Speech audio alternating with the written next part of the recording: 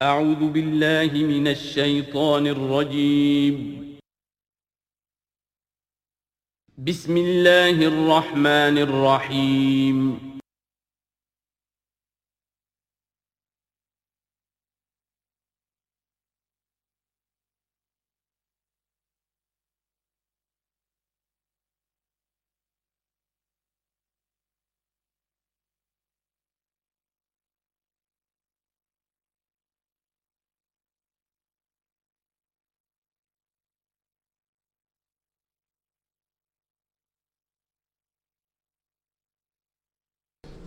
الحمد للہ وکفا والصلاة والسلام علی عباده الذین اصطفى اما بعد فقد قال اللہ تبارک وتعالی کما ورد فی سورۃ محمد صلی اللہ علیہ وسلم اعوذ باللہ من الشیطان الرجیم بسم اللہ الرحمن الرحیم مثل الجنة التي وعد المتقون فيها انہار من ماء غیر آسن وانہار من لبن لم يتغیر طعمه وانہار من خمر لذۃ للشاربین وانہار من عسل مصفى ولہم فیہا من کل الثمرات ومغفرۃ من ربہم کمن هو خالد فی النار وسقوا ماء حمیما فقطع امعاءہم صدق اللہ العظیم۔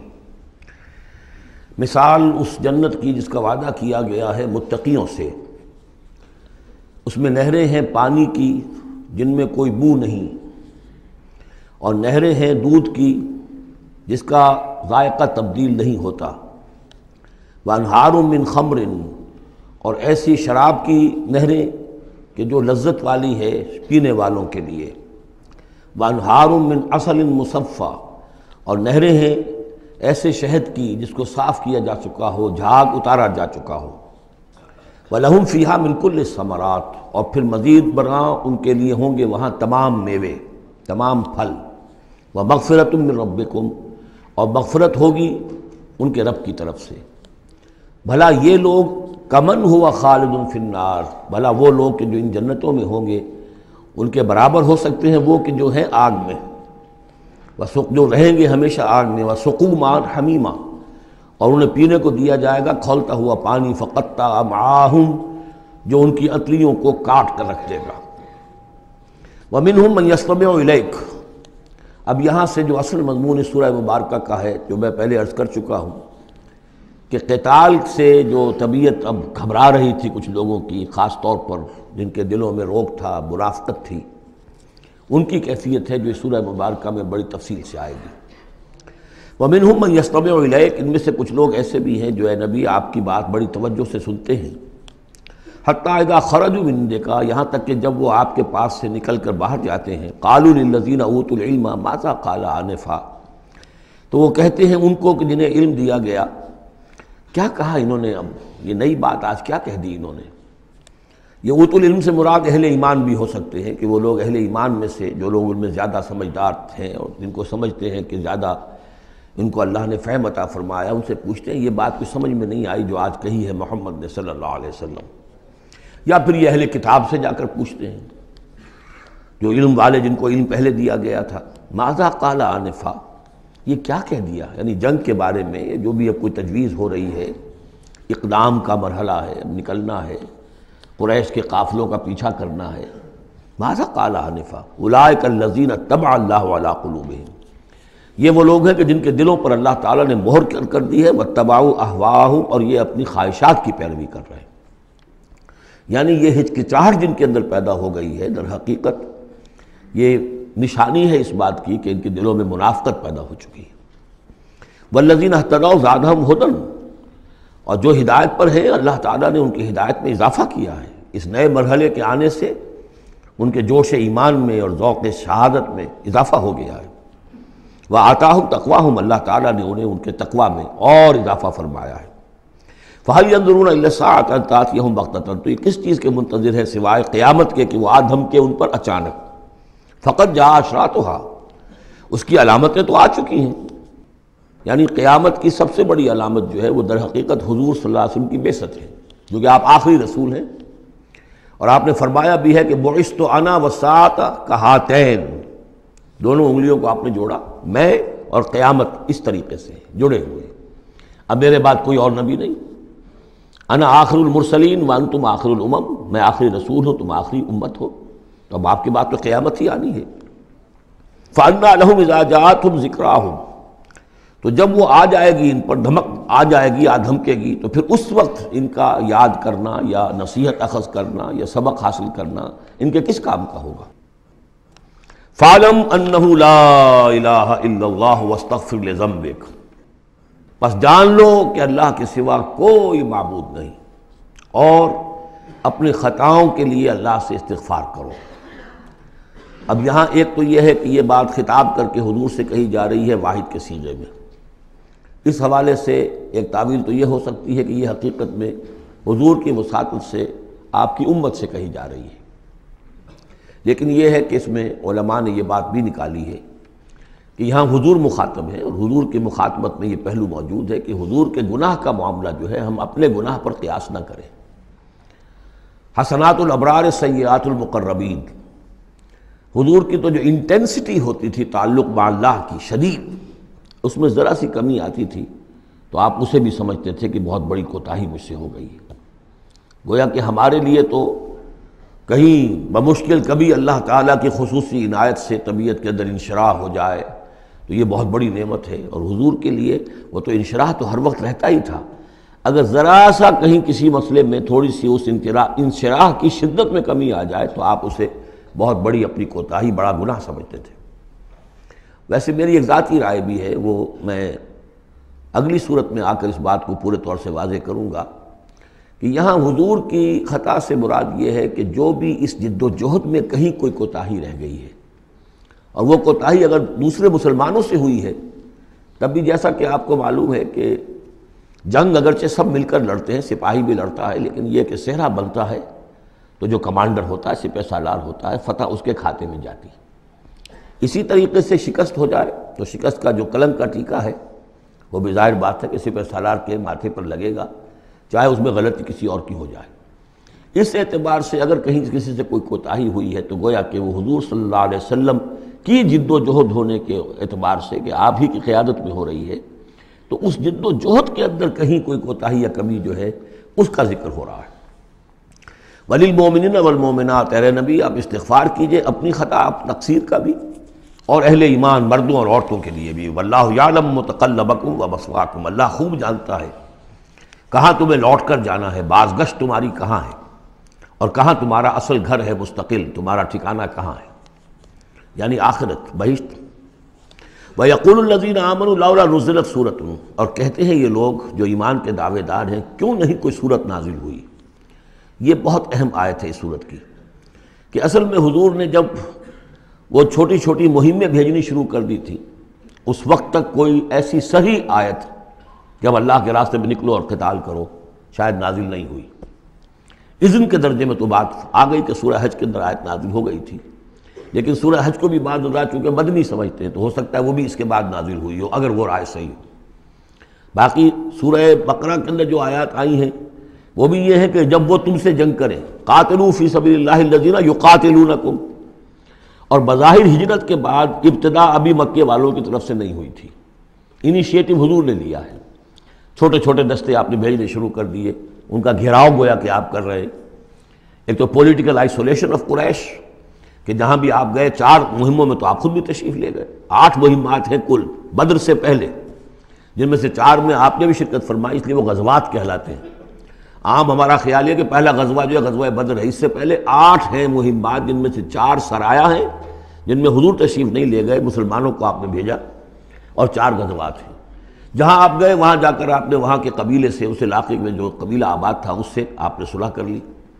اب یا تو وہ پہلے حلیف تھا قریش کا، اب حلیف بن گیا وہ حضور کا صلی اللہ علیہ وسلم، یا یہ کہ نیوٹرل بن گیا، اس نے کہا کہ نہ ہم آپ کی مدد کریں گے قریش کے خلاف، نہ قریش کی مدد کریں گے آپ کے خلاف۔ نتیجہ یہ ہوا کہ پولیٹیکل جو انفلوئنس تھا، zone of influence, political influence Quraysh کا وہ کم ہو رہا ہے۔ پھر آپ نے قافلوں کا پیچھا کیا تو اس سے اندازہ ہوا کہ اب ان کی لائف لائن جو ہے، ان کی تو شہرت تھی وہ، اس کے اوپر آپ نے ہاتھ ڈالا۔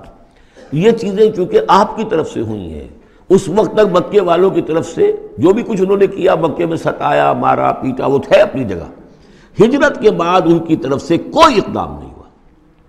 اس پر یہ لوگ جو تھے جو ذرا اس جنگ وغیرہ سے اور اس معاملے سے ابھرا رہے تھے، تو ان کو ایک دلیل ملی ہوئی تھی، وہ کہتے تھے لولا نزلت سورۃ، کیوں نہیں کوئی سورت نازل ہو جاتی۔ یہ تو محمد صلی اللہ علیہ وسلم نے خود ہی اپنا ایک سلسلہ شروع کر دیا ہے اپنی ذاتی رائے سے۔ ان کا خیال ہوگا جیسے کوئی مہم جو انسان ہوتا ہے، تو شاید اسی طریقے سے اب یہ جو ہے مہم جو انسان بن گئے۔ لولا نزلت سورۃ فاذا انزلت سورۃ محکمۃ، پھر جب ایک محکم صورت نازل کر دی گئی، وذکر فیہا القتال، اور اس میں قتال کا حکم آ گیا۔ رأیت الذین فی قلوبہم مرض، تو اب تم دیکھو گے ان لوگوں کو کہ جن کے دلوں میں روگ ہے، ینظرون الیک نظر المغشی علیہ من الموت، اب آپ کی طرف ایسے دیکھیں گے جیسے وہ شخص دیکھتا ہے جس پر موت کی غشی طاری ہو رہی ہوتی ہے۔ دلیل ان کی ختم ہو گئی۔ اب وہ کہتے تھے کہ آیت اترے، کو قرآن نازل ہو جس سے معلوم ہو کہ اب قتال ہے، یہ اللہ کا حکم ہے۔ اسی لیے اسی آیت میں جو لفظ قتال آیا ہے، اسی کے حوالے سے اس سورت کا نام سورہ قتال بھی ہے۔ فَإِذَا أُنزِلَتْ سُورَةٌ مُحْكَمَةٌ وَذُكِرَ فِيهَا الْقِتَالُ رَأَيْتَ الَّذِينَ فِي قُلُوبِهِم مَّرَضٌ يَنظُرُونَ إِلَيْكَ نَظَرَ الْمَغْشِيِّ عَلَيْهِ مِنَ الْمَوْتِ فَأَوْلَىٰ لَهُمْ، تو افسوس ہے ان پر، بربادی ہے ان کے لیے۔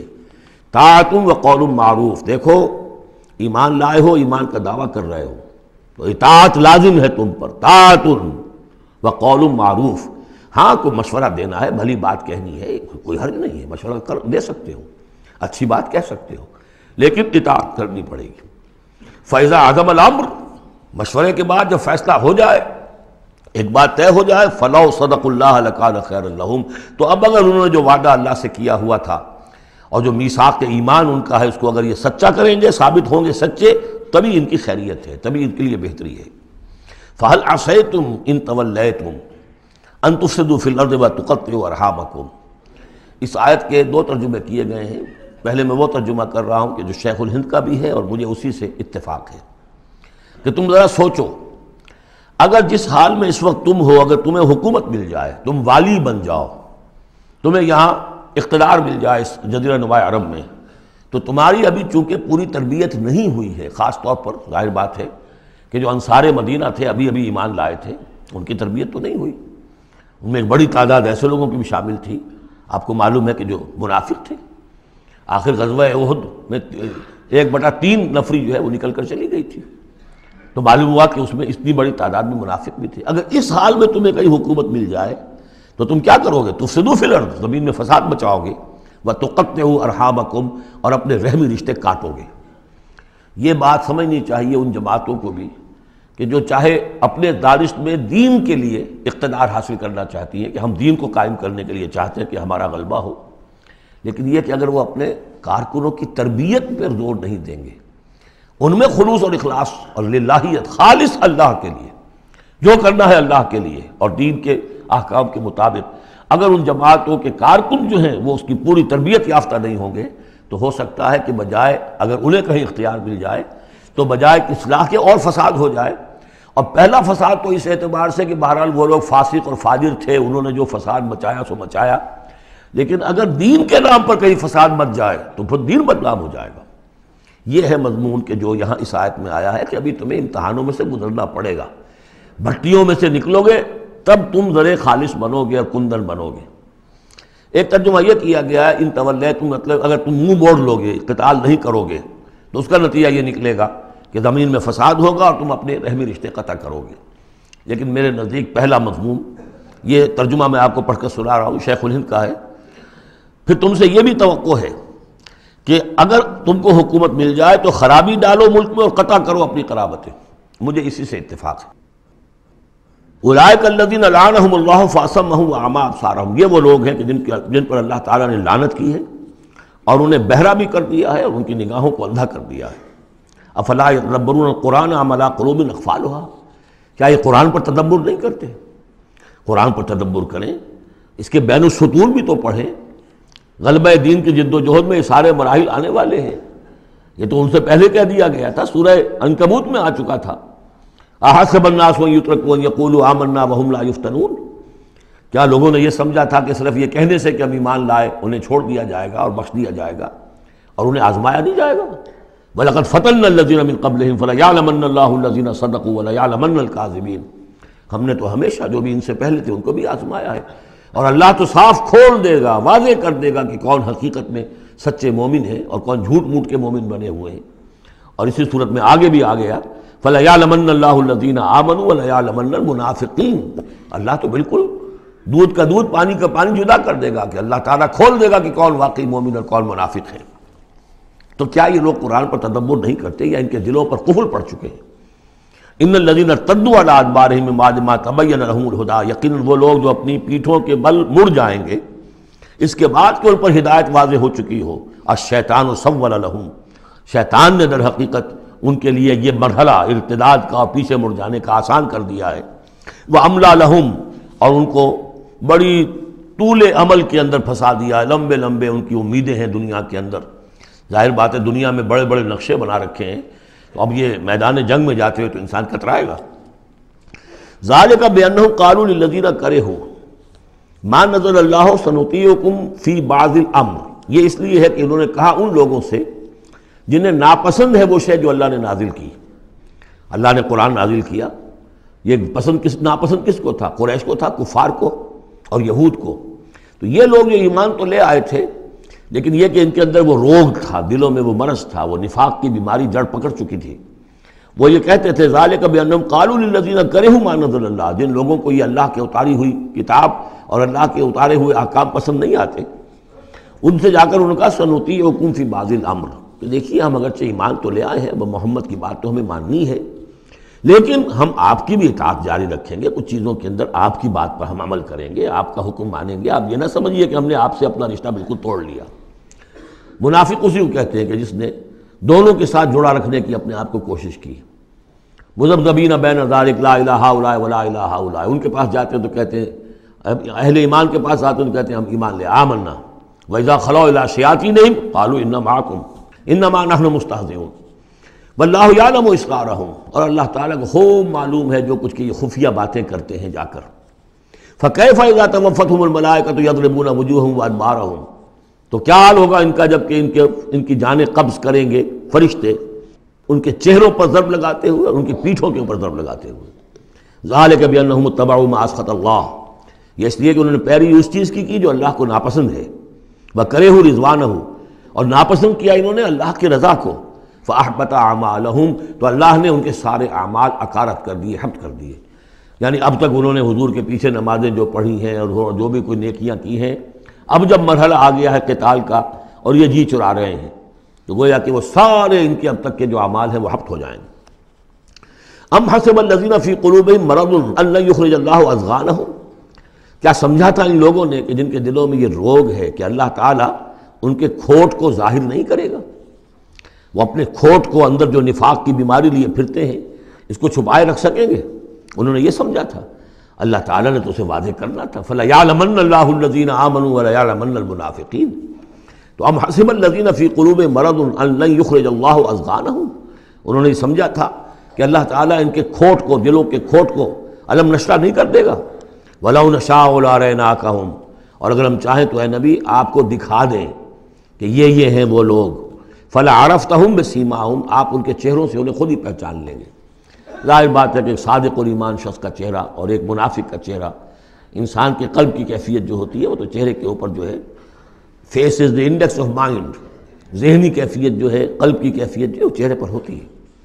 فَلَعَرَفْتَهُمْ، تو آپ پہچان ہی چکے ہیں انہیں ان کے چہروں سے۔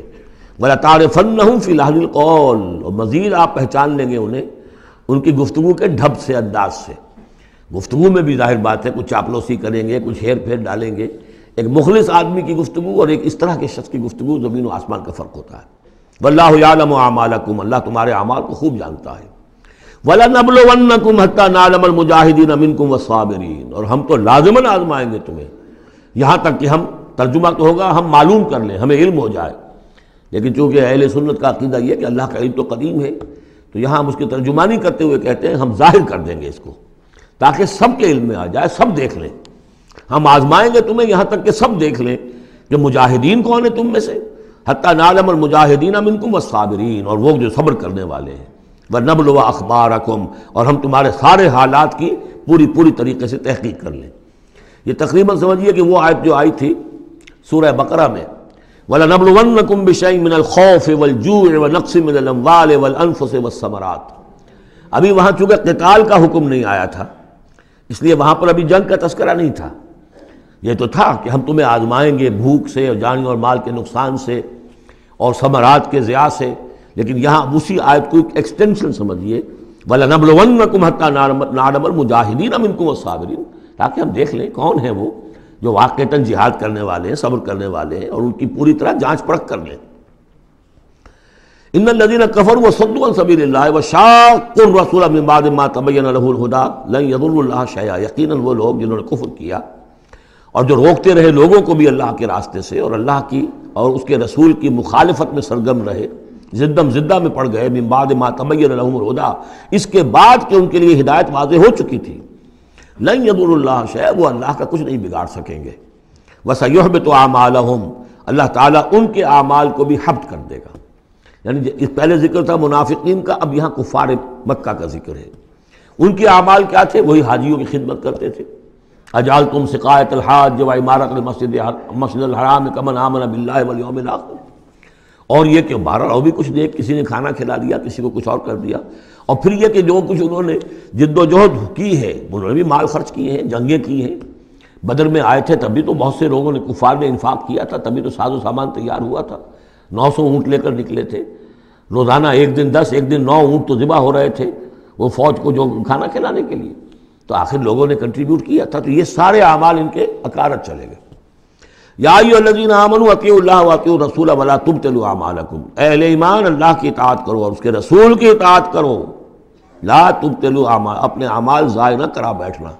یعنی اب تک اگر تم نے کچھ اعمال کیے ہیں، کوئی محنت بھی کی ہے، کچھ انفاق بھی کیا ہے، کچھ اور جد و جہد کی ہے، لیکن اب جو یہ مرحلہ نیا آ گیا ہے، اس کو یوں سمجھیے اب امر حال یہ ہے، اللہ کا اس کے رسول کا جس وقت جو حکم ہے اس وقت اس کو ماننا ہوگا۔ اب حکم یہ ہے، لہذا اگر اس میں تم نے کہیں پیٹھ دکھا دی تو تم اپنے سارے سابقہ اعمال کو باطل کرا لو گے۔ ان الذین کفروا وصدوا عن سبیل اللہ ثم ماتوا وهم کفار فلن یغفر اللہ لهم، یقیناً وہ لوگ کہ جنہوں نے کفر کیا اور اللہ کے راستے سے وہ روکتے رہے اور یا رکے رہے، یہ دونوں جیسے میں نے عرض کیا کہ صدا یا صدو جو ہے یہ فعل لازم بھی ہے، فعل متعدی بھی ہے۔ ثم ماتوا وهم کفار، اور وہ مر گئے اسی حال میں کہ وہ کافر تھے، فلن یغفر اللہ لهم، تو ایسے لوگوں کو اللہ تعالیٰ ہرگز نہیں بخشے گا۔ فلا تہنوا، تو اے مسلمانوں تم ڈھیلے نہ پڑو، بودے پن کا مظاہرہ نہ کرو، وتدعوا الی السلم، سیدھا سلم میں، اور تم جو اب یہ کہہ رہے ہو صلح کی بات ہونی چاہیے اور سلامتی کی بات ہونی چاہیے اور خام خواہ کی لڑائی جھگڑا جو ہے اس سے کیا حاصل ہے، یہ جو تم کر رہے ہو یہ نہ کرو۔ فلا تہنوا وتدعوا الی السلم، بلکہ اب جو مرحلہ آ گیا ہے اب تو سرفروشی کا مرحلہ آ گیا ہے، وانتم الاعلون، اور گھبراؤ نہیں، تم ہی سب سے اونچے رہو گے، سربلند رہو گے، غالب ہوگے۔ واللہ معکم، اللہ تمہارے ساتھ ہے، اس کی مدد تمہارے شامل حال ہے۔ ولن یترکم اعمالکم، اللہ تعالیٰ تمہارے اعمال ضائع نہیں کرے گا۔ انما الحیات الدنیا لعب و لہو، یہ دنیا کی زندگی تو کھیل ہے اور کچھ جی کا بہلانا ہے، اس کے سوا کیا ہے؟ آخرت کے مقابلے میں تو یہ دھوکے کا سامان ہے، دھوکے کی ٹٹی ہے۔ وما الحیات الدنیا الا متاع الغرور وان تؤمنوا وتتقوا یؤتکم اجورکم، اگر تم ایمان لاؤ، ایمان پر قائم رہو اور اپنے رب کا تقوی اختیار کیے رکھو، اللہ تعالیٰ تمہیں دے گا تمہارے بدلے، تمہارے اجر۔ ولا یسألکم اموالکم، اور وہ تم سے تمہارے مال نہیں مانگتا، مطلب یہ کہ سارے مال نہیں مانگتا یا تم سے زبردستی مال نہیں مانگتا۔ دیکھیے دونوں چیز ذہن میں رکھیے، اللہ مال تو مانگتا ہے، من ذا الذی یقرض اللہ قرضا حسنا، کون ہے جو اللہ کو قرض حسنا دیتا ہے؟ کتنی مرتبہ کہا اللہ کی راہ میں انفاق کرو، اللہ کی راہ میں انفاق کرو۔ سورہ بقرہ میں ہم پڑھ چکے ہیں، انفقوا فی سبیل اللہ ولا تلقوا بایدیکم الی التہلکہ، اللہ کی راہ میں خرچ کرو، لگا دو، اپنے آپ کو اپنے ہاتھوں ہلاکت میں مت ڈالو۔ یہ اللہ کا مال مانگنا تو ہے، لیکن ایک تو یہ کہ جبر نہیں کیا۔ یہ کمال ہے محمد رسول اللہ صلی اللہ علیہ وسلم کا، اتنی عظیم انقلابی جد و جہد۔ کبھی آپ نے نہیں کہا کہ ایمرجنسی ہے لہذا اب سب کا مال ضبط، فلاں کا مال ضبط، کچھ نہیں، جو بھی تشویق ہے ترغیب ہے، لیکن جس نے دیا اپنی مرضی سے دیا، سوائے ایک جنگ کے نفیر عام بھی نہیں تھی، تشویق ہے، ترغیب ہے، حرض المؤمنین علی القتال، نکلو اللہ کی راہ میں، شہادت جو ہے اس کو اپنا مقصود سمجھو، شہادت ہے مطلوب و مقصود مومن، جبر نہیں کیا۔ یہ کمال ہے میرے نزدیک، ویسے تو کمال ہر پہلو سے ہے، لیکن یہ نکتہ بھی ذہن میں رکھیے کہ کہیں بھی کسی صورتحال میں جبر کا معاملہ نہیں آیا۔ تو اللہ تعالیٰ تم سے جبرن نہیں مانگتا یا کل کے کل مال نہیں مانگتا۔ ان یسألکموہا، اگر وہ تم سے مانگے تمہارے سارے مال فیحفکم، اور تم پر سختی کرے اور تنگی کرے، تبخلوا، تم بخل سے کام لوگے، ویخرج اضغانکم، اور اللہ ظاہر کر دے گا پھر تمہارے اندر کے کھوٹ کو، جو تمہارا کھوٹ اندر ہے وہ زبانوں پر آ جائے گا، جیسا کہ غزوہ احزاب کے موقع پر آ گیا کہ ما وعدنا اللہ ورسولہ الا غرورا، منافقین نے یہ بات کہہ دی کھلم کھلا کہ اللہ اور اس کے رسول نے تو ہمیں دھوکہ دیا، سب باغ دکھائے۔ ہاں انتم ہؤلاء تدعون لتنفقوا فی سبیل اللہ، تمہیں بلایا جا رہا ہے، ترغیب دی جا رہی ہے، تمہیں تشویق دی جا رہی ہے کہ تم اللہ کی راہ میں خرچ کرو، لتنفقوا فی سبیل اللہ، فمنکم من یبخل، تم میں سے کوئی وہ بھی ہے جو بخل سے کام لیتے ہیں، ومن یبخل فانما یبخل عن نفسہ، جو کوئی بخل سے کام لے رہا ہے وہ بخل اپنے آپ سے کر رہا ہے، وہ اپنے وہ فائدے چھوڑ رہا ہے کہ جو انفاق سے اسے ملیں گے۔ ایک کے 700 ملتے ہوں تو اگر نہیں دے رہے آپ ایک تو کس کا گھاٹا کیا؟ اپنا نقصان کیا نا، تو وہ تو اپنی جان سے ہی نفس کا جو ہے بخل کر رہا ہے۔ واللہ الغنی وانتم الفقراء، اور اللہ تعالیٰ تو غنی ہے، یہ تو تمہارے امتحان کے لیے مانگ رہا ہے تم سے، اللہ کو قرض دو، اللہ تعالیٰ تم سے صدقات بھی قبول کر لیتا ہے، وَيَقْبَلُ الصَّدَقَاتِ، صدقات قبول کر لیتا ہے، یہ اللہ تعالیٰ کی طرف سے تمہارے لیے تمہارا اعزاز ہے، اکرام ہے۔ واللہ الغنی، حالانکہ وہ غنی ہے، وَأَنْتُمُ الْفُقَرَاءُ، اور محتاج اصل میں تم ہو۔ وَإِن تَتَوَلَّوْا، یہ آیت بڑی فیصلہ کن ہے، ان تتولوا، اگر تم پیٹھ پھیر لوگے، یستبدل قوما غیرکم، تو تمہیں ہٹا کر کسی اور قوم کو لے آئے گا، ثم لا یکونوا امثالکم، پھر وہ تمہاری طرح کے نہیں ہوں گے۔ اب یہ ہو سکتا ہے کہ اس کا اطلاق جو ہے اس وقت کے کچھ لوگوں پر بھی ہوا ہو کہ جنہوں نے منافقت کی بنا پر پیٹھ موڑ لی، اللہ نے اپنے نبی کے لیے ان سے زیادہ جو ہے جانثار قسم کے اہل ایمان جو ہے وہ فراہم کر دیے۔ لیکن یہی آیت جو ہے اس اعتبار سے کہ حضور کی بعثت اصلی، بعثت خصوصی امیین کے لیے تھی، بنی اسماعیل اور عرب کے مشرکین جو ان کے تابع تھے، ان کے لیے یہ کہ یہ بات ان سے کہی جا رہی ہے کہ اب تمہیں سے امت بنی ہے، امت المسلمہ کن سے بنی ہے؟ اس کا نیوکلیس اہل عرب، وہی امت عرب کے لوگ۔ اگر یہ مشن جو تمہارے حوالے ہوا ہے، کذالک جعلناکم امۃ وسطا لتکونوا شہداء علی الناس ویکون الرسول علیکم شہیدا، اگر تم نے اس مشن سے منہ موڑ لیا تو اللہ تمہیں ہٹائے گا، معزول کر دے گا، کسی اور قوم کو لے آئے گا۔ چنانچہ میرے نزدیک اس آیت کا ظہور ہوا ہے بتمام و کمال 13ویں صدی عیسوی میں، جبکہ اللہ تعالیٰ نے عربوں کو امت مسلمہ کی قیادت سے معزول کر دیا۔ 1258 عیسوی میں سقوط بغداد ہوا، ہلاکو کے ہاتھوں جو مسلمانوں پر تاتاریوں کے ہاتھوں بیتی ہے، کروڑوں مسلمان قتل ہوئے اس وقت، معمولی نہیں۔ اور آخری خلیفہ بنو عباس کا، اس کو کھینچ کر محل سے گھسیٹ کر باہر نکالا گیا، جانور کی ایک کھال میں لپیٹ کر تاتاریوں نے اپنے گھوڑوں کے سموں تلے اسے کچل دیا۔ وہ گویا کہ عربوں کی کا معزول ہونا تھا امت مسلمہ کی قیادت سے۔ اس کے بعد کچھ عرصہ گزرا ہے، لیکن پھر اللہ نے وہ ایک معجزہ دکھایا کہ انہی تاتاریوں میں سے کتنی قومیں ایمان لے آئیں۔ ہے آیا فتنہ تاتار کے افسانے سے، پاسماں مل گئے کعبے کو صنم خانے سے۔ پھر وہی تاتاری تھے جن میں سے ترکان تیموری نکل آئے، ترکان صفوی نکل آئے، ترکان سلجوقی ان سے بھی پہلے آ چکے تھے، اور ترکان عثمانی، پھر گریٹ آٹومان امپائر، پھر خلافت بھی اللہ نے پھر وہاں منتقل کر دی۔ 400 برس کا خلافت جو ہے وہ بھی ترکان عثمانی کے پاس رہی۔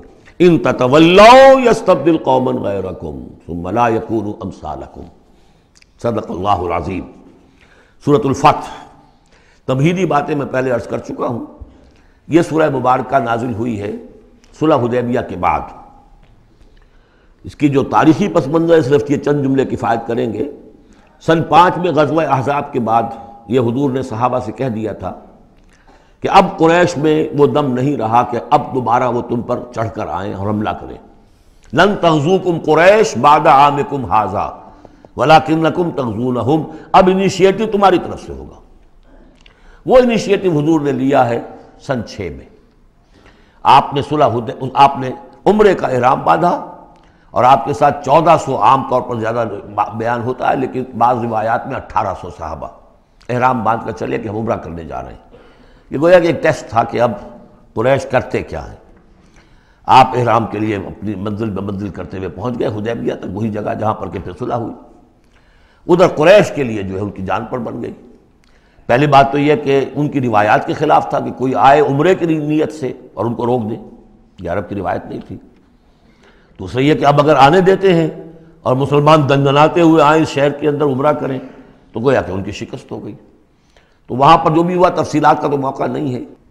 ایک طرف تو وہ تلے ہوئے تھے کہ جنگ کریں گے، اور جب حضرت عثمان کو حضور نے بھیجا ہے کچھ سلسلہ جنبانی کے لیے، وہاں ان کو روک لیا گیا، خبر مشہور ہو گئی کہ انہیں شہید کر دیا گیا۔ پھر حضور نے بیعت لی، وہ بیعت علی الموت کہلاتی ہے، بیعت علی لا نفر یا بیعت علی الموت، اور اس کا نام ہے بیعت رضوان۔ ایک درخت کے نیچے آپ تشریف فرما ہوئے اور سب نے آ کر آپ سے بیعت کی کہ اب یہاں جانیں دے دیں گے اپنی، سب ہم یہاں پر مرنے کے لیے تیار ہیں، جانیں قربان کر دیں گے، یہاں سے واپس نہیں جائیں گے۔ جب وہاں یہ خبریں پہنچی اور انہوں نے کچھ اور اندازہ کر لیا تھا کہ یہ تو بڑے سرفرے لوگ معلوم ہو رہے ہیں، ان میں سے کوئی جو ہے بھاگنے والا نظر نہیں آتا یہاں سے، تو پھر یہ ہے کہ وہ مجبور ہو گئے کہ اب کچھ صلح کریں۔ پھر صلح ہوئی، صلح حدیبیہ، لیکن وہ بڑی ان ایکول صلح تھی، اس میں مسلمانوں کے لیے ہیوملیشن تھی، اس لیے کہ یہ طے کر لیا گیا اس میں کہ اگر کوئی مسلمان مدینے سے واپس آئے مکے تو اسے مکے والے واپس نہیں کریں گے، لیکن اگر کوئی مکے سے مدینے جائے گا تو واپس کرنا ہوگا۔ اور وہاں پر ہو بھی گیا، ابو جندل صحابی تھے جن کو کہ اسی نے جو کہ وہاں سے صلح کے لیے گفت و شنید کرنے کے لیے آیا تھا، سہیل بن عمرو، اس کا ہی بیٹا عین اس وقت وہ پہنچ گیا، لیکن صلح کے وہ کاغذات لکھے جا چکے تھے، اس نے معاملہ بچایا، مسلمانوں مجھے پھر قصائیوں کے حوالے کر رہے۔ حضور نے فرمایا کہ اب ابو جندل تم صبر کرو، جو وعدہ ہم کر چکے ہیں ہمیں اس کی پابندی کرنی ہے۔ بہرحال اس کو حضور نے، اگرچہ صحابہ تو اس درجے دلگیر تھے کہ ہم یہ دم کر صلح کیوں کر رہے ہیں، حضرت عمر رضی اللہ تعالیٰ عنہ سے تو بہرحال یہ بھی کہہ دیجئے کہ زیادہ قرب جو انہیں حاصل تھا حضور سے، اس کی بنا پر ان کی یہ ہمت ہو گئی کہ آپ نے وہ سوال جواب بھی کر لیا جس پر آپ پھر ساری عمر پچھتاتے رہے۔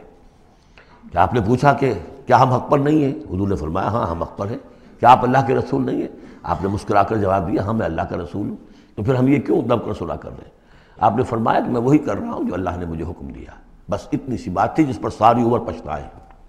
لیکن یہ بات حضرت علی نے بھی کر دی اس درجے میں کہ جب وہ صلح نامہ لکھا گیا، حضور ڈکٹیٹ کرا رہے تھے، حضرت علی کاتب تھے، لکھ رہے تھے، تو اب حضور نے فرمایا یہ صلح نامہ ہے، لکھو محمد رسول اللہ اور قریش کے مابین۔ وہ سہیل بن عمرو نے اعتراض کر دیا کہ نہیں، یہ اگر ہم اس میں لکھیں گے ظاہر بات ہے صلح نامے پر تو دونوں فریقوں کے دستخط ہوتے ہیں، تو میں دستخط کروں گا تو میں تو آپ کو اللہ کا رسول نہیں مانتا، ورنہ اس عبارت کی روح سے جب اس کے نیچے میرا بھی دستخط آئیں گے تو وہ میں نے مان لیا۔ تو حضور نے اس پر بھی مسکرا کر کہا کہ تم مانو نہ مانو میں اللہ کا رسول ہوں، لیکن اے علی مٹا دو یہ رسول اللہ کے لفظ، مٹا دو وہاں سے، لکھ دو یہ معاہدہ ہے محمد ابن عبداللہ اور قریش کے مابین۔ حضرت علی نے کہا کہ حضور یہ میں نہیں کر سکتا، میں اپنے ہاتھ سے آپ کے نام کے ساتھ لکھے ہوئے الفاظ، اب دیکھیے اگرچہ حکم تو یہ ہے کہ الامر فوق الادب، لیکن یہ کہ یہ جو بھی کچھ ہوا ہے تو یہ ہوا غیرت دینی، حمیت دینی کی وجہ سے۔ حضرت علی نے بھی کیا، حضرت عمر نے بھی کیا، دونوں کے طرز عمل میں کوئی فرق نہیں۔ لیکن بہرحال اس کے بعد جو ہے صلح ہوئی ہے، اور مسلمانوں کے دل اگرچہ اس پہ بہت ہی رنجیدہ تھے، اور یہ بات بھی بڑی عجیب تھی کہ وہیں احرام کھول دیے گئے، وہیں قربانی کے جانور جو ہیں، تو اب اس پر جو ہے یہ آیت سورت اتری ہے، اور پہلا لفظ یہ ہے انا فتحنا لک فتحا مبینا، مسلمانوں کی دلجوئی کے لیے کہ تم جسے سمجھ رہے ہو کہ دب کر صلح کی ہے، حقیقت حال کے اعتبار سے تو ہے محمد ہم نے آپ کو بڑی روشن فتح عطا فرمائی۔ آج ہم اسے انٹرپریٹ کر سکتے ہیں روشن فتح کس اعتبار سے کہ ٹریٹی کے معنی یہ ہے کہ مصالحت یا صلح ہوتی ہے دو فریقوں کے درمیان جو ایک دوسرے کو ریکگنائز کریں۔ اس کا مطلب یہ ہے کہ قریش نے ریکگنائز کر لیا that Muhammad is a power to reckon with، اور یہ بہت بڑی بات ہے، قریش نے تسلیم کیا، اور تسلیم کرنا جو ہے یہ اللہ تعالیٰ کی طرف سے فتح عظیم ہے۔ انا فتحنا لک فتحا مبینا لیغفر لک اللہ ما تقدم من ذنبک وما تاخر۔ اب دیکھیے یہ ذنب کا لفظ یہاں پہ دوبارہ آ گیا، تاکہ اللہ تعالیٰ بخش دے آپ کو جو پچھلے ہوئی آپ کی کوئی کوتاہیاں یا گناہ یا جو بعد میں ہوئی، وَيُتِمَّ نِعْمَتَهُ جو پیچھے رہے گناہ ان کو بھی بخش دے، وَيُتِمَّ نِعْمَتَهُ عَلَيْكَ اور تاکہ اللہ تعالیٰ اپنی نعمت کا اتمام فرما دے آپ پر، وَيَهْدِيَكَ صِرَاطًا مُسْتَقِيمًا اور آپ کو ہدایت دے سیدھے راہ کی طرف۔ اب یہ ہے پھر ایک اشکال پیدا ہوتا ہے کہ حضور صلی اللہ علیہ وسلم تو پہلے ہی سیدھی راہ پر ہیں، پھر یہ کہ تمام اہل ایمان حضور کے ساتھ سیدھی راہ پر چلے آ رہے ہیں، اور سیدھی راہ پر چلتے ہوئے اب اہل ایمان کو بھی، حضرت ابوبکر کو بھی آپ کے ساتھ چلتے ہوئے کتنے برس ہو گئے؟ 18 برس ہو گئے، تو اب ان کے معنی کیا ہو گئے؟ تو اس پہ بہت سی بحثیں ہیں، یہ تو اب میں تفصیل میں نہیں جا سکتا۔ میری توجہ وہی ہے جو میں اس سے پہلے سورہ محمد میں کر چکا ہوں ضم کی، کہ یہ جو جد و جہد ہوئی ہے اس میں اگر کہیں کوئی خامی کوتاہی کسی کی طرف سے ہوئی ہے، چاہے وہ کسی اور مسلمان کی طرف سے ہوئی ہے، صاحب ایمان کی طرف سے ہوئی ہے، غلطی ہوئی ہے، خطا ہوئی ہے، ان سب کی اب اللہ تعالیٰ تلافی فرما دے گا۔ یہ فتح مبین جو ہے وہ ان سب کو کور کر جائے گی، اور یہدیہ کا صراط مستقیم، اب آپ کی یہ جد و جہد بالکل سیدھی تیر کی طرح اپنے ہدف کی طرف بڑھے گی۔ اب اس میں کوئی جو ہے تزلزل نہیں ہوگا، بلکہ آپ کی یہ جد و جہد، اللہ کے دین کی اقامت کی جد و جہد اور اللہ کی حکومت قائم کرنے کی جد و جہد جو ہے سیدھی اپنے ہدف کی طرف بڑھتی چلی جائے گی۔ چنانچہ یتم نعمتہ، وہ تو ہم پڑھ چکے ہیں، الیوم اکملت لکم دینکم واتممت علیکم نعمتی ورضیت لکم الاسلام دینا۔ تو دین کا اتمام ایک تو اس شکل میں کہ قرآن میں دین مکمل ہو جائے، شریعت پوری ہو گئی، لیکن اس سے تکمیل نہیں ہوتی اس معنی میں جب تک اس کی ایک عملی ڈیمانسٹریشن بھی مکمل نہ ہو۔ عملی ڈیمانسٹریشن مکمل ہوتی ہے جب اللہ کی حکومت بالفعل قائم ہو جائے۔ تو اتمام نعمت جو ہے وہ صرف کتاب کے اندر اس شریعت کا پورا بیان ہو جانا اور نظام کا آ جانا، اس سے وہ اتمام تمام و کمال نہیں ہوتا جب تک کہ اس کی ایک نشانی، اس کا ایک نمونہ جو ہے، اس کی ایک صورت لوگوں کے سامنے نہ آ جائے، آئیڈیل فارم اس کی جو ہے وہ سامنے نہ آ جائے، اس کا نمونہ سامنے آ جائے۔ تو اس کے لیے ضروری ہے کہ اب یہ جد و جہد آپ کی جو ہے سیدھی اب تیز رفتاری کے ساتھ اپنے اصل ہدف یعنی اظہار دین، لیظہرہ علی الدین کلہ، اور یہ آیت آ جائے گی اس سورہ مبارکہ کے آخر میں بھی کہ ہم نے بھیجا ہی آپ کو ہے محمد اس لیے ہے کہ آپ اللہ کے دین کو غالب کریں۔ تو وہ اللہ کے دین کے غلبے کی جد و جہد اب تیر کی طرح سیدھی جائے گی۔ اللہ نے ساری اگلی پچھلی اگر کوئی اس میں کمیاں کوتاہیاں رہ گئی ہیں کسی کی طرف سے آپ کے ساتھیوں میں سے، ان سب کی تلافی کے لیے یہ فتح مبین آپ کو عطا کر دی۔ وَيَنْصُرَكَ اللَّهُ نَصْرًا عَزِيزًا، اور اللہ آپ کی مدد کرے گا ایسی مدد کہ جس کے لیے کوئی شکست نہ ہو، بڑی زبردست مدد۔ هُوَ الَّذِي أَنزَلَ السَّكِينَةَ فِي قُلُوبِ الْمُؤْمِنِينَ لِيَزْدَادُوا إِيمَانًا مَعَ إِيمَانِهِمْ، وہی ہے کہ جس نے اہل ایمان کے دلوں میں سکینت نازل کر دی تاکہ ان کے ایمان میں اور اضافہ ہو جائے، تاکہ وہ اور اضافہ کر لیں اپنے ایمان میں، جتنا ایمان ہے اس سے اور بڑھ کر۔ وَلِلَّهِ جُنُودُ السَّمَاوَاتِ وَالْأَرْضِ، اب ظاہر بات ہے کہ اس میں ایک تو کیفیت یہ تھی کہ جو انہیں سکون حاصل تھا کہ وہ تیار تھے سب اپنی جانیں دینے کے لیے، اس کے لیے بھی ایک سکون قلب کے اندر اللہ تعالیٰ نے ان کے پیدا کیا تھا، تبھی تو وہ اس کے لیے آمادہ ہوئے۔ پھر یہ کہ ان کے اندر نظم اور ضبط کا یہ عالم کہ کوئی ایک شخص بھی حق میں نہیں تھا کہ یہ صلح یہاں اس وقت ہو، لیکن محمد رسول اللہ ان کی اطاعت، اس کا سب سے بڑا ٹیسٹ وہاں ہوا ہے۔ اور یہ بات جو میں کہہ رہا ہوں شاید بعض حضرات کو عجیب لگی، کوئی ایک شخص بھی نہیں تھا اس کے حق میں۔ اس کی دلیل کیا ہے؟ اس کی دلیل یہ ہے کہ جب حضور نے جب صلح ہو گئی مکمل، آپ نے فرمایا مسلمان اٹھو، احرام کھول دو اور یہی قربانیاں دے دو۔ کوئی نہیں اٹھا، ایک بھی نہیں اٹھا۔ دوسری مرتبہ کہا آپ نے اٹھو بھائی، اب ہو گیا بات، بس جو ہو گئی ہوگی، اب یہی احرام کھول دو، کوئی نہیں اٹھا۔ تیسری دفعہ کوئی نہیں اٹھا۔ آپ دلگیر ہو کر، دل گرفتہ ہو کر اپنے خیمے میں چلے گئے۔ ام سلمہ رضی اللہ تعالیٰ عنہ ام المومنین آپ کے ساتھ تھی، ان سے جا کر کہا میں نے 3 مرتبہ مسلمانوں سے کہا ہے کہ اٹھو اور احرام کھول دو، کوئی نہیں اٹھ رہا۔ انہوں نے کہا، مشورہ دیا کہ آپ کسی سے کچھ نہ کہیں، اپنی زبان سے کچھ نہ کہیں، آپ اپنا احرام کھول دیجیے۔ بس آپ آئے باہر، آپ نے قربانی دی، احرام کھول دیا، اس پر اب سب اٹھ گئے۔ یعنی اصل میں وہ سب کے سب منتظر تھے کہ کیا حضور ہمارا امتحان لے رہے ہیں، یہ کوئی ٹیسٹ ہو رہا ہے، کیا ہو رہا ہے، یا حالت منتظر شاید کوئی نئی صورت پیدا ہو جائے، شاید حالات بدل جائیں۔ لیکن ان کے لیے یہ بڑی انہونی سی بات تھی کہ عمرے کی نیت کر کے ہم نے احرام باندھا ہوا، یہاں کیسے کھول دے رہا ہوں۔ لیکن بہرحال وہ صرف ایک توقف جو تھا وہ اسی درجے میں تھا کہ شاید کوئی نئی صورت پیدا ہو جائے، لیکن اس سے ظاہر ہو رہا ہے کہ سب کے دل جو ہے وہ اس صلح کے حق میں نہیں تھے۔ وہ تو چاہ رہے تھے کہ اب ہمیں موقع ملے اور ہم یہاں جنگ ہو اور اللہ کے دین کو ہم غالب کریں۔ هو الذي انزل السکینۃ فی قلوب المؤمنین لیزدادوا ایمانا مع ایمانہم وللہ جنود السماوات والارض، اور تمام آسمانوں اور زمین کے لشکر تو اللہ ہی کے ہیں۔ وکان اللہ علیما حکیما، اللہ سب کو جاننے والا اور کمال حکمت والا ہے۔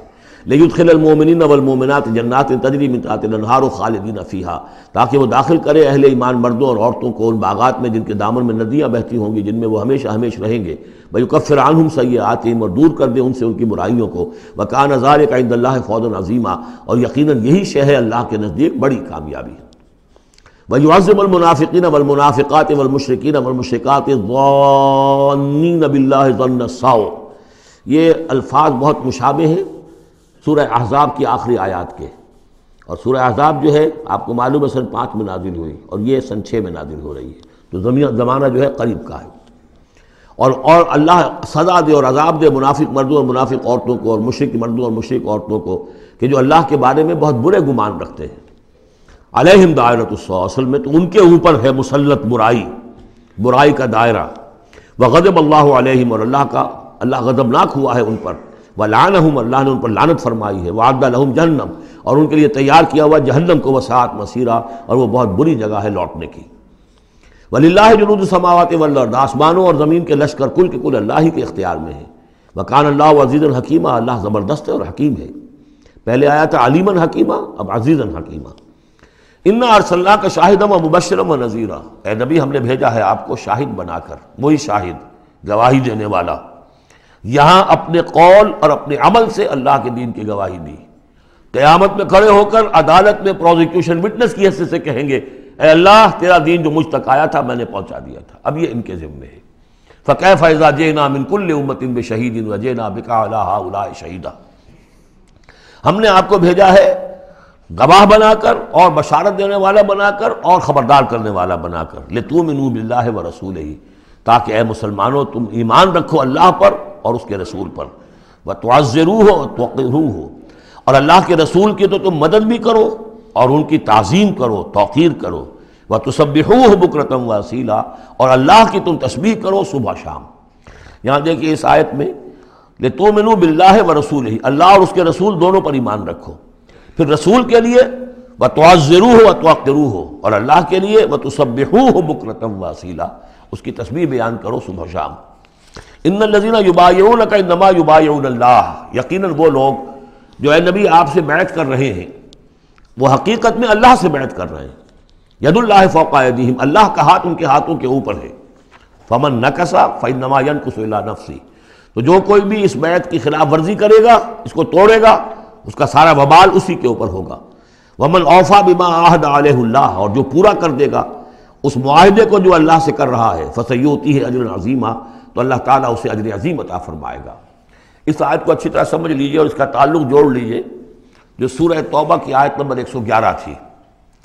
ان اللہ اشتری من المؤمنین انفسهم واموالهم بان لهم الجنہ یقاتلون فی سبیل اللہ فیقتلون ویقتلون وعدا علیہ حقا فی التوراۃ والانجیل والقرآن ومن اوفی بعہدہ من اللہ فاستبشروا ببیعکم الذی بایعتم بہ، اللہ نے اہل ایمان سے ان کی جانیں اور مال خرید لی ہے جنت کے عوض۔ یہ جو خرید و فروخت ہو گئی ہے یہ بیع ہو گئی ہے، بیع و شرع ہو گئی ہے۔ فاستبشروا ببیعکم الذی بایعتم بہ، خوشیاں مناؤ، جشن مناؤ اس بیعت پر، اس بیع پر، اس سودے پر جو تم نے کیا ہے، اس سے بہتر سودا کوئی نہیں۔ اچھا یہ بیع تو ہوئی بندے اور اللہ کے مابین۔ فرض کیجئے میں بیعت کر رہا ہوں، اے اللہ میں اپنی جان مال تیرے حوالے کرتا ہوں، لیکن اللہ کے اور میرے درمیان تو غیب کا پردہ ہے۔ یہ کیسے، کس کو دوں یہ جان اور مال؟ کس کے حکم پر دوں؟ کس کے کہنے پر دوں؟ کہاں مال خرچ کروں؟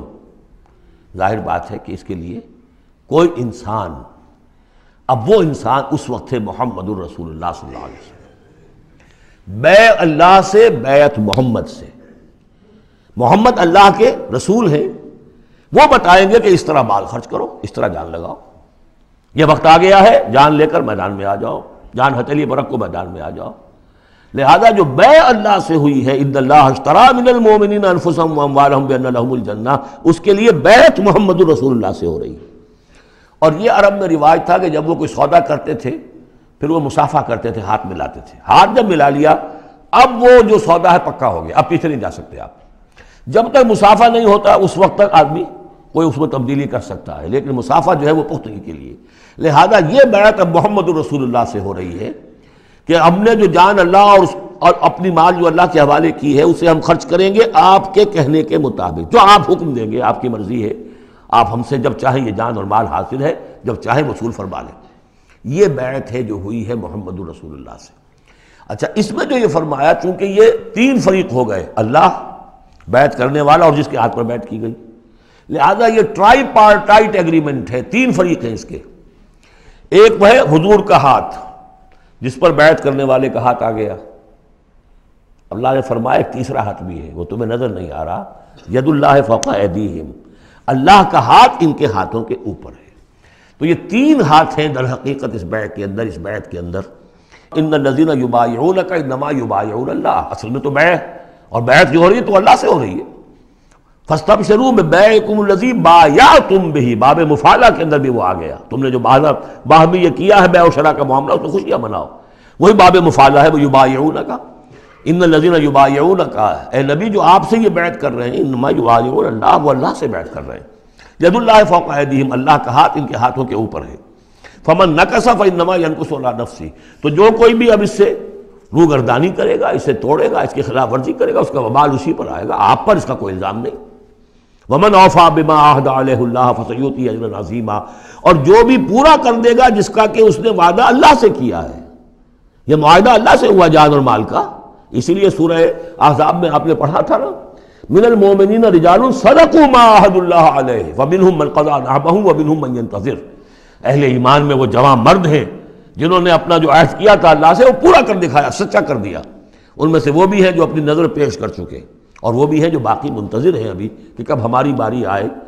وبال دوش ہے سر جان ناتواں پہ، مگر لگا رکھا ہے تیرے خنجر و ثنا کے لیے، اے اللہ ہم لیے پھر رہے ہیں اس سر کو کہ کب تیری راہ میں کٹے اور ہم فارغ ہو جائیں، سمک دوش ہو جائیں، ہمارے کندھے سمک ہو جائیں، ہلکے ہو جائیں، سمک دوش، کندھا ہلکا ہو جائے۔ یہ سر کا بوجھ ہم لگائے ہوئے ہیں اپنے سر پر کہ کب تیری طرف سے حکم آئے ہم نے اپنے سر کٹوائیں اور ہم فارغ ہوں۔ اب اسی کو سمجھ لیجئے کہ حضور کے بعد یہ بیعت کس سے ہوگی؟ جو بھی کوئی داعی اللہ اب کھڑا ہو اللہ کے نام کے، نبی تو نہیں ہوگا، ہوگا امتی۔ اطاعت اس کی ہوگی اللہ اور اس کے رسول کی اطاعت کے نیچے نیچے، اس کے دائرے کے اندر، مستقل بذات اطاعت اس کی نہیں ہوگی۔ لیکن یہ کہ بہرحال اب بھی ضرورت ہوگی کہ کوئی جماعت ہو، کوئی جمعیت ہو، کوئی طاقت ہو، ایک فرد سے جو ہے اکیلا چنا بھاڑ نہیں پھوڑ سکتا۔ دین کو غالب کرنے کی جد و جہد، عقیم الدین جو ہم پڑھائے ہیں، یہ پورا سلسلہ جو ہے مکی صورتوں کا جو ان مدنی صورتوں کے ساتھ منسلک ہے، توحید عملی، اقامت دین، اور جو اس صورت کے اندر آ جائے گا لیظہرہ علی الدین کلہ، اس کے لیے جماعت چاہیے، جمعیت چاہیے۔ تو اب بھی کوئی اللہ کا بندہ ہوگا، آپ اسے ٹھوک بجا کر دیکھ لیں، اطمینان دیکھیں، سوچ دیکھیں اس کی رائے کیا ہے، وہ کیا سمجھتا ہے، اگر وہ دین سے بھی واقف ہے، اگر وہ یہ کہ زمانے کے حالات سے بھی واقف ہے، اس کی شخصیت کو دیکھیے، اس کے ماحول کو دیکھیے، اگر آپ کا دل گواہی دے کہ یہ کوئی بہروپیہ نہیں ہے، یہ واقعتاً سنسیئر آدمی ہے، خلوص کے ساتھ اس کے ہاتھ میں ہاتھ دے کر بیعت کیجیے، ساتھ چلیے۔ یہی طریقہ مسنون اور منصوص ہے، یہی ایک طریقہ ہے جس کا قرآن مجید میں، یعنی نصوص کسے کہتے ہیں؟ نصوص قرآنی، نصوص حدیث، حدیث میں بھی ذکر ہے تو بیعت کا ہے۔ باقی اور کوئی طریقہ جماعت سازی کا مسنون نہیں ہے، مباح وہ بھی ہے، جو بھی طریقہ اختیار کر لیا مباح ہے، حرام نہیں ہے۔ ممبرشپ ہے، ممبرشپ سے پھر امیر کا منتخب کرنا ہے، 2 سال 4 سال کے بعد پھر انتخاب، ٹھیک ہے، کوئی شے حرام نہیں ہے جب تک کہ اس کی حرمت کے لیے کوئی دلیل نہ ہو۔ لیکن مسنون اور منصوص اور معصور، تین الفاظ۔ نصوص قرآن و سنت میں جس کا تذکرہ ہے وہ بیعت ہے۔ جو مسنون ہے پوری زندگی حضور کی جو ہے، اس میں کتنی بیعتیں ہوئی ہیں، بیعت عقبہ اولیٰ، بیعت عقبہ ثانیہ، بیعت رضوان، اور پھر یہ کہ نحن الذین بایعوا محمدا علی الجہاد ما بقینا ابدا۔ جب غزوہ احزاب میں جب وہ خندق کھودی جا رہی تھی تو یہ شعر پڑھ رہے تھے صحابہ کرام، ہم ہیں وہ لوگ کہ جنہوں نے محمد سے بیعت کی ہے، جہاد کی، اب یہ جہاد جاری رہے گا جب تک جان میں جان ہے۔ یہ ہے ساری زندگی میں آپ کی یہ بیعت کا نظام تھا۔ اس کے بعد خلافت ہوئی تو بیعت پر ہوئی، حضرت ابو بکر سے بیعت، عمر سے بیعت، مشورہ علیحدہ بات ہے، جب طے ہو گیا کہ اب یہ ہو گیا تو بیعت۔ پھر خلافت میں کچھ غلط رخ پیدا ہو رہا تھا، حضرت حسین رضی اللہ تعالیٰ عنہ اور حضرت عبداللہ ابن زبیر رضی اللہ تعالیٰ عنہما یہ کھڑے ہوئے تو جنہوں نے جمعیت بنائی بیعت کی بنیاد پر بنائی۔ یہ دوسری بات ہے کہ جو کوفی تھے انہوں نے جو بیعت کی تھی حضرت حسین سے وہ توڑ دی انہوں نے۔ فمن نکث فانما ینکث علی نفسہ۔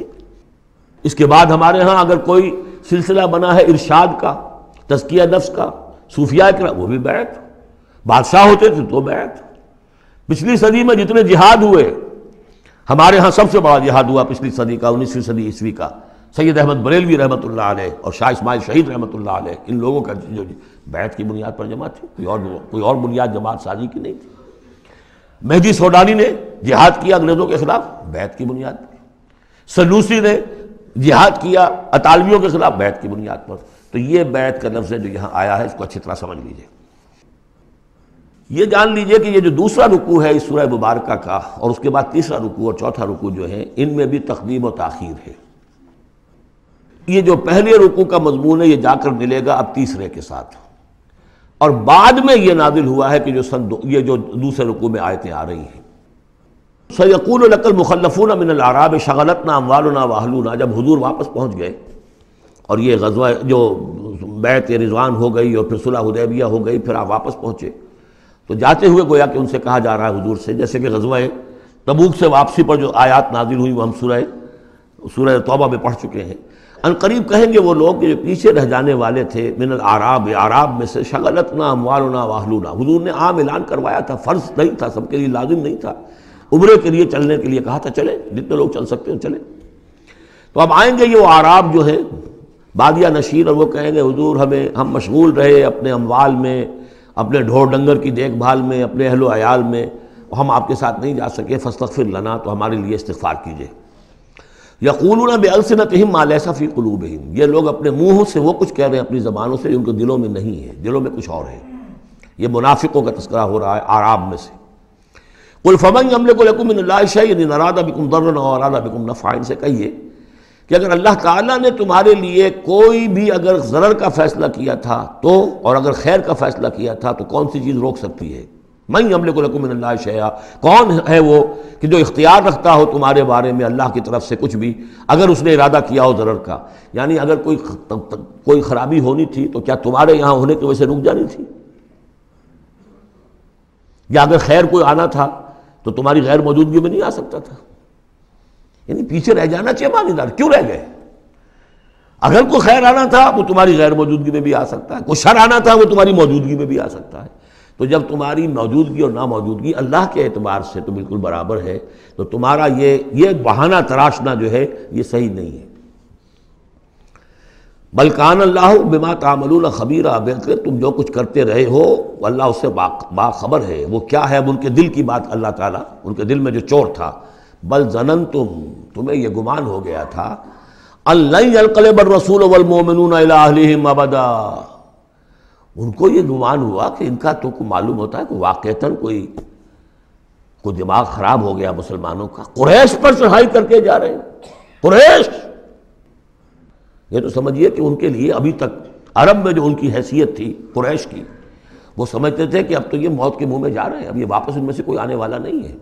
بل ظننتم، تم نے یہ گمان کیا تھا، ان لن ينقلب الرسول والمؤمنون الى اہلہم ابدا، کہ اب واپس آئیں گے ہی نہیں رسول اور اہل ایمان اپنے گھر والوں کی طرف۔ وَزُيِّنَ ذَلِكَ فِي قُلُوبِكُمْ، اور یہ تمہارے دلوں میں کھما دی گئی بات، وَظَنَنْتُمْ ظَنَّ السَّوْءِ، اور تم نے بہت برا گمان کیا، وَكُنْتُمْ قَوْمًا بُورًا، اور تم ہو ہی تباہ ہونے والے لوگ۔ یہ منافقین اعراب کا تذکرہ ہو رہا ہے، اور یہ کب ہو رہا ہے؟ سن 6 میں۔ سن 2 کے اندر جو معاملہ تھا وہ بھی ہم دیکھ چکے ہیں، وہ جو سورہ محمد کے اندر آیا معاملہ، جبکہ ابھی یہ مرحلہ شروع ہو رہا تھا، ابھی قتال کا سلسلہ شروع ہونے والا تھا، اس وقت بھی ان کے دلوں میں صلح جوئی، امن سے کام کرو، صلح سے کام کرو، یہ خامخواہ جو ہے یہ اس طرح کی مہم جوئی مناسب نہیں ہے، اس وقت ان کا یہ خیال تھا۔ وَمَن لَّمْ يُؤْمِن بِاللَّهِ وَرَسُولِهِ فَإِنَّا أَعْتَدْنَا لِلْكَافِرِينَ سَعِيرًا، جو کوئی اللہ اور اس کے رسول پر ایمان نہ رکھے تو اللہ تعالیٰ نے ایسے کافروں کے لیے تو جہنم تیار کر رکھی ہے۔ وَلِلَّهِ مُلْكُ السَّمَاوَاتِ وَالْأَرْضِ يَغْفِرُ لِمَن يَشَاءُ، اور اللہ آسمانوں اور زمین کی بادشاہی اللہ ہی کے لیے ہے، وہ بخشتا ہے جس کو چاہتا ہے، وَيُعَذِّبُ مَن يَشَاءُ، اور عذاب دے گا جس کو چاہے گا، وَكَانَ اللَّهُ غَفُورًا رَحِيمًا، اور اللہ تعالیٰ غفور الرحیم ہے۔ سَيَقُولُ الْمُخَلَّفُونَ إِذَا انطَلَقْتُمْ إِلَىٰ مَغَانِمَ لِتَأْخُذُوهَا، اب یہ نوٹ کر لیجئے تاریخی اعتبار سے کہ اس کے فوراً بعد جو ہے اگلے ہی سال حضور نے، اب جب کہ قریش سے صلح ہو گئی تو آپ یکسو ہو گئے، ادھر سے کوئی حملہ اب نہیں ہوگا، تو آپ نے اپنی پوری طاقت لے کر خیبر پر حملہ کیا، جو گڑھ بن گیا تھا یہودیوں کا، جو بنو قینقاع اور بنو نذیر نکالے گئے تھے، جا کے وہیں آباد ہو گئے تھے، پہلے سے بھی وہاں پر وہ بڑا گڑھ تھا، ان کے بڑے قلعے تھے، بڑے یعنی فورٹیفائڈ، اور وہاں پر سارا وہ اب حضور نے ان کی جو ہے سرکوبی کی۔ جب حضور خیبر کی طرف جا رہے تھے، اب ان کا ہم بھی چلتے ہیں آپ کے ساتھ، اس لیے انہیں یقین تھا کہ فتح ہوگی اور مال غنیمت آئے گا۔ سَيَقُولُ الْمُخَلَّفُونَ إِذَا انطَلَقْتُمْ إِلَىٰ مَغَانِمَ، اور اے مسلمانوں جب تم اب جاؤ گے غنیمت حاصل کرنے کے لیے، یعنی اب جو غزوہ خیبر کی طرف جو پیش قدمی کرو گے، تو یہی لوگ جو پہلے پیچھے رہ گئے تھے وہ یہ کہیں گے ذرونا نتبعکم، ہم بھی آپ کے ساتھ چلیں، اجازت دیجیے۔ یریدون ان یبدلوا کلام اللہ، یہ اللہ کے کلام کو بدل دینا چاہتے ہیں۔ وہ اللہ کا کلام اگلے رکوع میں آ رہا ہے کہ ان کے بارے میں طے کر دیا گیا تھا کہ جو لوگ اس صلح حدیبیہ کے موقع پر نہیں گئے ہیں ساتھ حضور کے، اب ان کو کسی بھی دوسری نیکسٹ جنگ کے اندر شمولیت کی اجازت نہیں ہوگی۔ وہ آگے آ رہا ہے، اس لیے اس کے سمجھنے میں تھوڑی سی دقت ہوتی ہے، لیکن سمجھ لیجئے کہ وہ آگے ہے، اسی لیے تقدیم و تاخیر کی میں نے بات آپ سے کی تھی۔ یریدون ان یبدلوا کلام اللہ، یہ چاہتے ہیں کہ اللہ کے کلام کو تبدیل کر دیں، اللہ کے حکم کو بدل دیں۔ قل لن تتبعونا، کہہ دیجئے کہ نہیں اب تم ہمارے ساتھ نہیں جاؤ گے۔ کذالکم قال اللہ من قبل، یہ بات اللہ تعالیٰ پہلے ہی کہہ چکا ہے پہلے، اور اس صورت میں آ رہا ہے ذرا بعد میں۔ فسیقولون بل تحسدوننا، وہ کہیں گے یہ تو آپ لوگ حسد کر رہے ہیں ہم سے، آپ ہمیں ساتھ نہیں لے جانا چاہتے، جبکہ ہمیں اندازہ ہے کہ وہاں پہ غنیمتیں ملیں گی۔ بل کانوا لا یفقہون الا قلیلا، حقیقت یہ ہے کہ یہ فہم ہی نہیں رکھتے، تفقہ ہی نہیں رکھتے مگر بہت ہی تھوڑی۔ قل للمخلفین من الاعراب، یہ جو لوگ رہ گئے تھے پیچھے، یہ بدو لوگ، ان سے کہہ دیجئے ستدعون الی قوم اولی باس شدید، ان قریب پھر تمہیں بلایا جائے گا ایک ایسی قوم کی طرف، ایسے قوم کے مقابلے کی طرف جو بڑی طاقت والی ہوگی۔ تو قاتلونہم او یسلمون، یا تم ان سے قتال کرو گے یا وہ مسلمان ہوں گے اور یا وہ اطاعت قبول کریں گے۔ اس سے ہے اشارہ در حقیقت جو نیا سلسلہ جنگوں کا اب شروع ہونے والا تھا، اور وہ تھا سلطنت روما کے خلاف غزوہ موتا۔ اب اندرون ملک عرب کا معاملہ جو تھا وہ ختم ہوا، اب تو اصل جو معاملہ پیش آنا ہے وہ انقلاب محمدی کا بین الاقوامی مرحلہ ہے، تصدیر الانقلاب، انقلاب کو اب آگے ایکسپورٹ کرنا ہے، اور اب ٹکراؤ ہونے والا ہے جس کی پیشگی خبر دی جا رہی ہے سلطنت روما کے ساتھ، جہاں سٹینڈنگ آرمیز تھی لاکھوں کی، یہ رومن لیجنز مشہور ہیں تاریخ کے اندر، غرق آہن اور ٹرینڈ۔ تو تمہیں بلایا جائے گا اس وقت، پھر تمہیں ایک موقع دے دیا جائے گا، ستدعون الی قوم اولی باس شدید تقاتلونہم او یسلمون، اور یہ اصل میں تین چیزیں آ گئیں وہی کہ اب جو بھی اس عرب سے باہر جو معاملہ ہوا ہے، یا تو وہ اسلام لے آئیں یا وہ اطاعت قبول کر لیں، یہ دونوں یسلمون میں شکلیں ہو جائیں گی، اطاعت قبول کر لیں یا اسلام لے آئیں، یا پھر جنگ ہوگی۔ فَإِن تُطِيعُوا يُؤْتِكُمُ اللَّهُ أَجْرًا حَسَنًا، اگر اس وقت تم اطاعت کرو گے اللہ کے رسول کی، ان کے ساتھ جاؤ گے تو اللہ تعالیٰ جو ہے تمہیں اجر حسنہ دے گا۔ وَإِن تَتَوَلَّوْا كَمَا تَوَلَّيْتُم مِّن قَبْلُ، اور اگر تمہیں اسی طرح پیٹھ دکھا دی جیسے کہ پہلے پیٹھ دکھائی تھی، يُعَذِّبْكُمْ عَذَابًا أَلِيمًا، تو اللہ تعالیٰ عذاب علیم دے گا تمہیں۔ لَيْسَ عَلَى الْأَعْمَىٰ حَرَجٌ، ہاں اگر کوئی اندھا ہے تو اس پر کوئی الزام نہیں ہے، کوئی تنگی نہیں ہے، وہ اگر نہیں گیا کوئی بات نہیں۔ وَلَا عَلَى الْأَعْرَجِ حَرَجٌ، نہ کوئی لنگڑا ہے تو اس کے لیے بھی نہیں ہے۔ وَلَا عَلَى الْمَرِيضِ حَرَجٌ، اسی طریقے سے کوئی بیمار ہے تو اس پر بھی کوئی اس کی باس پرس نہیں ہے۔ وَمَن يُطِعِ اللَّهَ وَرَسُولَهُ يُدْخِلْهُ جَنَّاتٍ تَجْرِي مِن تَحْتِهَا الْأَنْهَارُ، اور جو اللہ تعالیٰ اور اس کے رسول کی اطاعت کرے گا اللہ تعالیٰ اس کو داخل کرے گا ان باغات میں جن کے دامن میں ندیاں بہتی ہوں گی۔ وَمَن يَتَوَلَّى، اور جو کوئی پلٹ جائے، پیٹھ موڑ لے، يُعَذِّبْهُ عَذَابًا أَلِيمًا، اللہ تعالیٰ اسے عذاب علیم، دردناک عذاب دے گا۔ اب اس کے بعد یہ پہلے رکوع والا مضمون جو بیعت کا مضمون چل رہا تھا، وہی بیعت کا مضمون اب آگے یہاں چل رہا ہے۔ یہ بیچ والا جو ہے دوسرے رکوع کا مضمون یہ اس کے بعد کا تھا، پہلے آ گیا ہے۔ وہاں جو فرمایا تھا کہ ان الذین یبایعونک انما یبایعون اللہ، اب آگے چلیے، لقد رضی اللہ عن المؤمنین اذ یبایعونک تحت الشجرہ، اللہ راضی ہو گیا ان اہل ایمان سے جو آپ سے بیعت کر رہے تھے درخت کے نیچے۔ فعلم ما فی قلوبہم، تو اللہ تعالیٰ کے علم میں ہے جو کچھ ان کے دلوں میں تھا، اور اس وقت ذوق شہادت اور جوش جہاد تھا، ابھی وہ صلح کی بات تو ہوئی نہیں، وہ تو بیعت کر کے ہونے کی بات ہوئی ہے۔ فانزل السکینۃ علیہم، اللہ نے ان پر سکینت، سکون، اطمینان نازل کر دیا۔ واصابہم فتحا قریبا، اور انہیں فتح دے دی بہت قریب، وہ فتح قریب وہی ہے، انا فتحنا لک فتحا مبینا، اس صلح کو کہا گیا کہ فوری طور پر انہیں فتح مل گئی۔ ومغانم کثیرۃ یاخذونہا، اور بہت سی غنیمتیں ہیں جو وہ اور جو لیں گے حاصل کریں گے. وَكَانَ اللَّهُ عَزِيزًا حَكِيمًا، اور اللہ تعالیٰ زبردست ہے، حکمت والا. وعدکم اللہ مغانم کثیرۃ تاخذونہا، اے مسلمانوں اللہ کا تم سے وعدہ ہے بہت سی غنیمتیں تمہیں ملیں گی. فعجل لکم ہذہ، تو یہ تو تمہیں نقد دے دی ہے، فوری طور پر دے دی ہے یہ فتح جو تمہیں مل گئی ہے. وکف ایدی الناس عنکم، اور اللہ تعالیٰ نے روک لیا لوگوں کے ہاتھوں کو تم سے. لتکون آیۃ للمؤمنین، تاکہ یہ اہل ایمان کے لیے ایک نشانی بن جائے. وَيَهْدِيَكُمْ صِرَاطًا مُسْتَقِيمًا، اور اللہ تعالیٰ تمہاری رہنمائی فرمائے سیدھے راستے کی طرف. یعنی اب تمہاری جد و جہد جو ہے وہ تیر کی طرح سیدھی کامیابی کے آخری مراحل تک پہنچ جائے. بارک اللہ لی ولکم فی القرآن العظیم ونفعنی وإیاکم بالآیات والذکر الحکیم.